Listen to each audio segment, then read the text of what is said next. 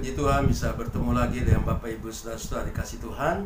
Saya akan membagikan firman Tuhan di dalam Injil Lukas pasal 22 ayat 24 sampai pada ayat 38. Perikop ini berjudul percakapan waktu perjamuan malam. Nah, saya berpikir saudara dikasih Tuhan, percakapan di perjamuan malam sebenarnya ini satu meeting yang sangat penting. Bisa saja mereka berdiskusi tentang apa itu Paskah, apa itu anak domba Paskah, dan sebenarnya mereka berbicara intinya kepada Tuhan Yesus, tetapi yang terjadinya berbeda sekali. Seperti tercatat pada ayat 24, terjadilah juga pertengkaran di antara murid-murid Yesus, siapakah yang dapat dianggap terbesar di antara mereka. Meeting mereka bukan fokus kepada Yesus, tetapi meeting mereka fokus kepada siapa yang terbesar di antara mereka.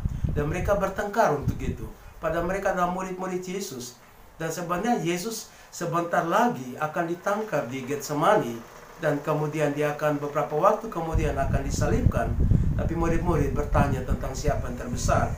Karena itu Yesus mengajarkan kepada mereka bahwa yang menjadi terbesar itu adalah seorang pemimpin sebagai hamba. Dan itu dijelaskan dalam Yohanes pasal 13 ayat 12 sampai ayat 15, di mana Yesus sendiri membasuh kaki dari murid-muridnya. Dan setelah itu dia berkata kepada murid-muridnya, "Mengertikah kamu apa yang telah kuperbuat kepadamu? Kamu menyebut aku guru dan Tuhan, dan katamu itu tepat, sebab memang akulah guru dan Tuhan." Nah, bagaimana guru dan Tuhan membasuh kaki murid-muridnya? Kepemimpinannya sebenarnya adalah murid yang membasuh kaki dari guru. Dan murid juga kepada Tuhan, pasti kita menghormati Tuhan. Tetapi yang terjadi, murid-murid belum mengerti tentang arti pelayanan. Mereka belum mengerti siapa yang terbesar dalam pandangan Tuhan. Yang merupakan pandangan siapa yang terbesar dari Tuhan adalah dia yang bersikap sebagai pelayan, yang melayani. Karena itu saudara-saudara dikasih Tuhan, kita juga harus belajar memiliki sikap hamba untuk melayani sesama. Dan yang kedua saya pelajari di dalam firman Tuhan ini, yaitu sikap daripada Petrus, di mana Petrus dengan begitu bersemangat. Dalam ayat 33, dia menjawab, "Tuhan, aku bersedia masuk penjara dan mati bersama-sama dengan Engkau." Tapi Tuhan Yesus sudah tahu bahwa Tuhan Yesus berkata, telah berdoa untuk kamu Petrus, supaya imanmu jangan gugur. Dan pada waktu engkau insaf, ya engkau harus kuatkan murid-murid. Tapi kemudian Petrus menjawab dengan dia bersedia mati di penjara bersama-sama dengan Tuhan. Ironis sekali saudara, ini kesombongan rohani yang ada pada diri Petrus. Petrus mau menonjol daripada murid-murid yang lain. Dia memperlihatkan bahwa dia mati untuk Tuhan, dia sungguh-sungguh melayani Tuhan. Padahal kenyataannya itu tidak sesuai dengan kehendak Tuhan. Tuhan ingin supaya Petrus sungguh-sungguh menyadari tindakannya itu harus diintrospeksi.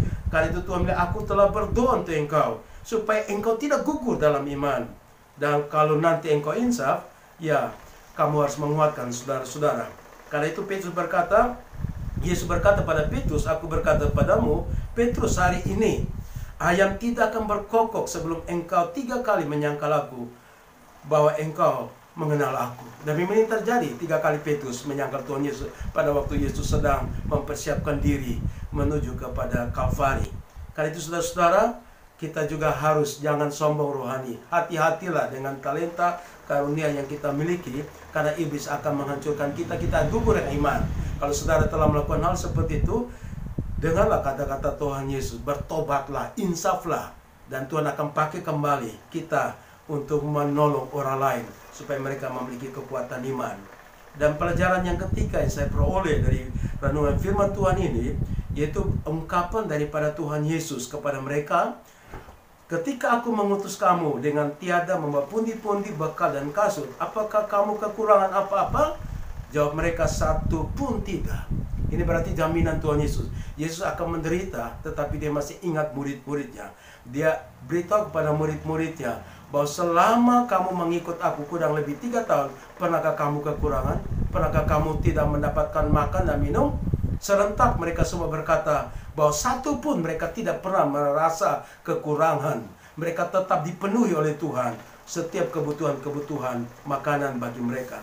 Pelajaran bagi kita saudara, jangan khawatir tentang makan dan minum, jangan khawatir tentang pakaian dan lain-lain. Itu yang dilakukan orang-orang yang tidak beriman. Saudara, murid-murid Tuhan, kita yakinkanlah sebelum Tuhan menuju kayu salib, Dia mengkoreksi pelayanannya kepada murid-muridnya. Apakah kalian mengikut aku, kalian lapar atau tidak?